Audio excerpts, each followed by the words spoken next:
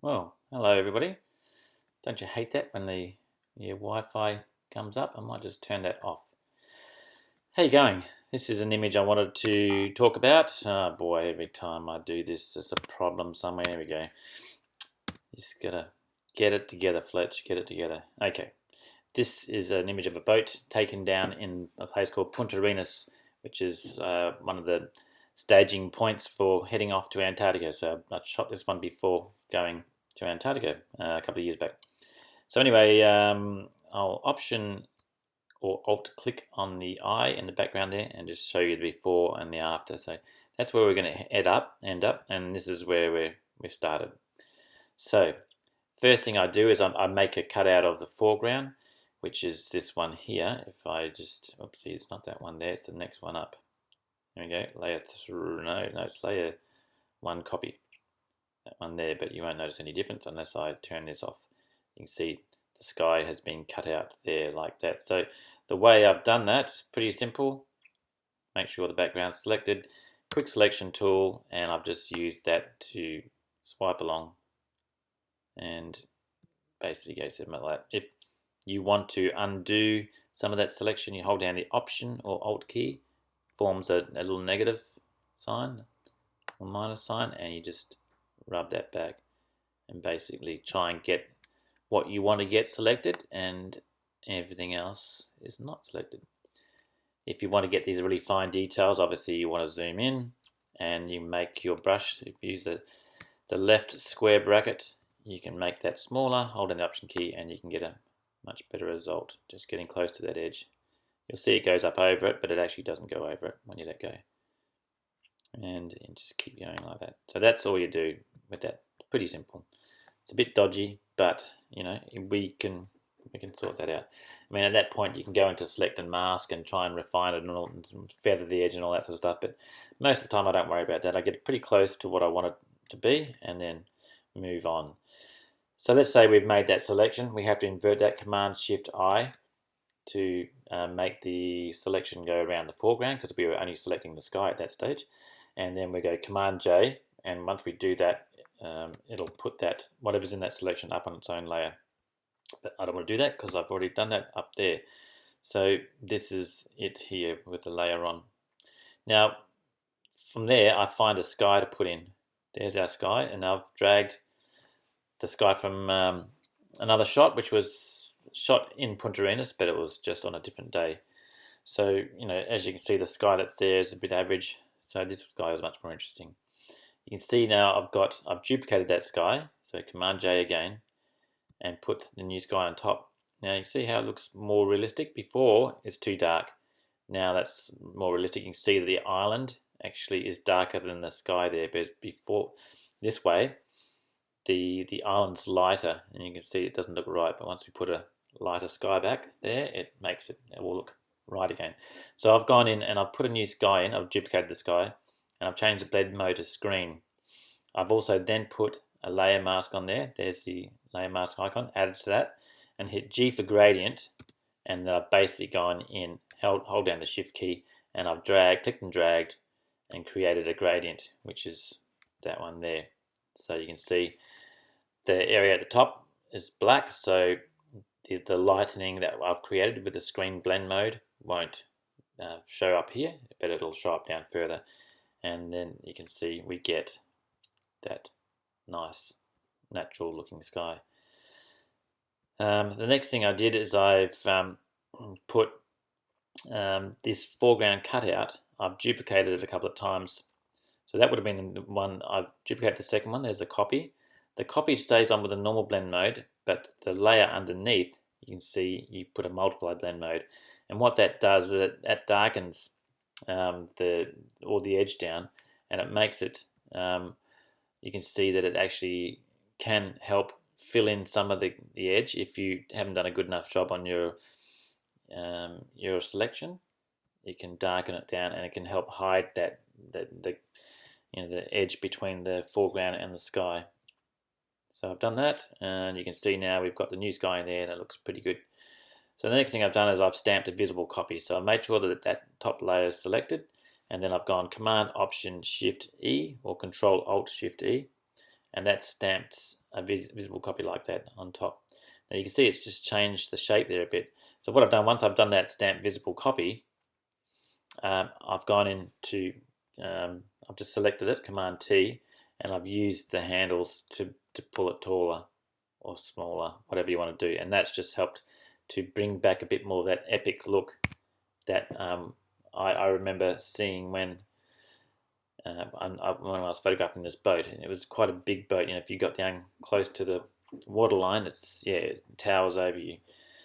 So I just wanted that to come back and make that look a bit more impressive. It also allowed me to pull this seaweed out of the shot, which I don't really want, so I'm having to worry about cloning it.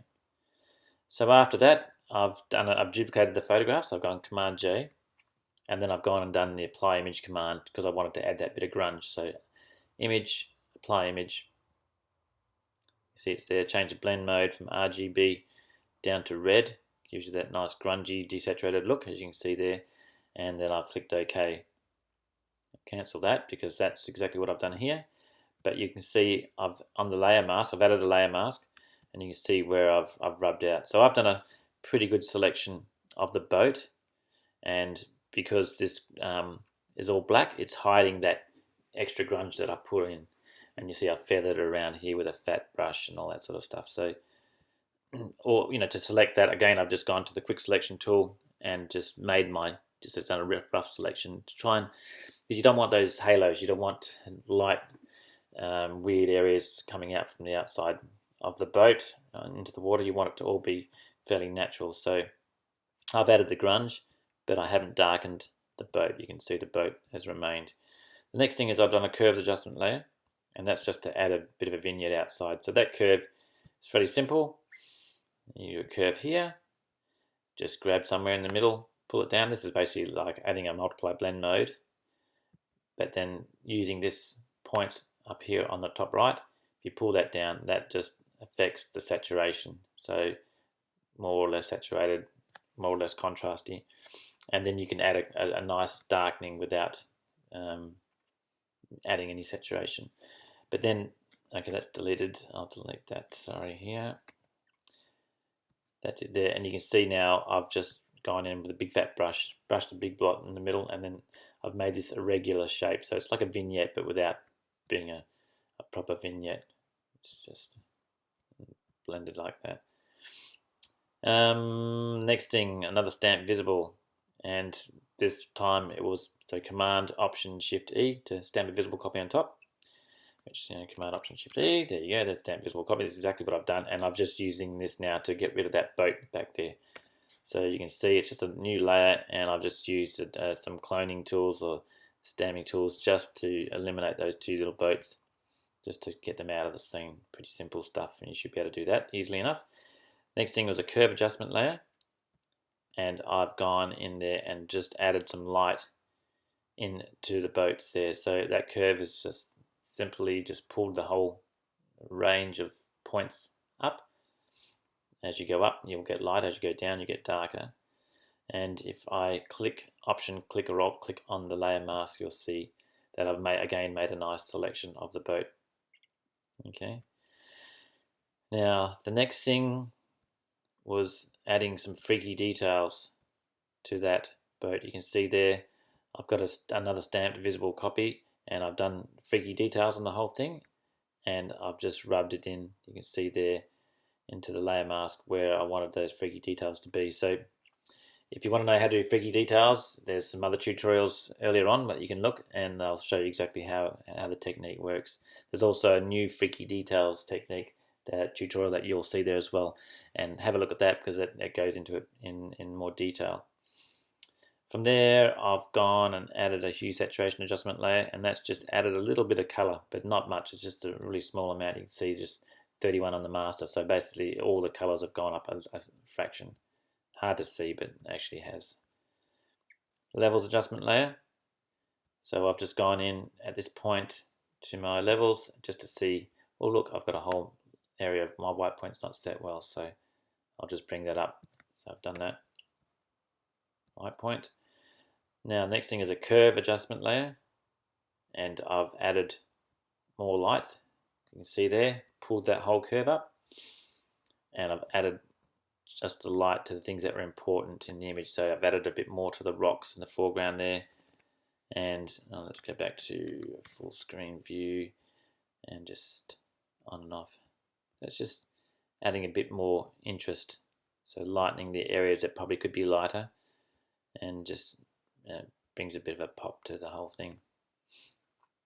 After that, let's go back out, Command 0 just to get its full screen.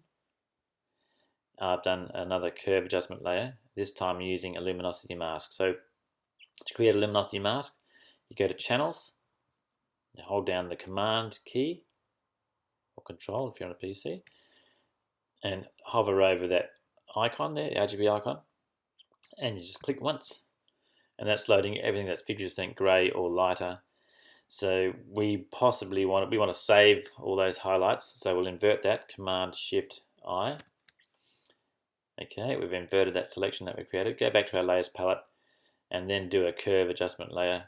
There we go, and then we can start messing with this curve, and we can lighten the whole thing up, but we'll protect the highlights. We won't blow any of those highlights, but we'll bring up light in anything that's 50% grey or darker. So that's pretty much what I've done there, so I'll just delete that. And that is how we've done that. So when you get back to it, when it's finished, it looks nice. It's quite an interesting shot. I actually really like this one.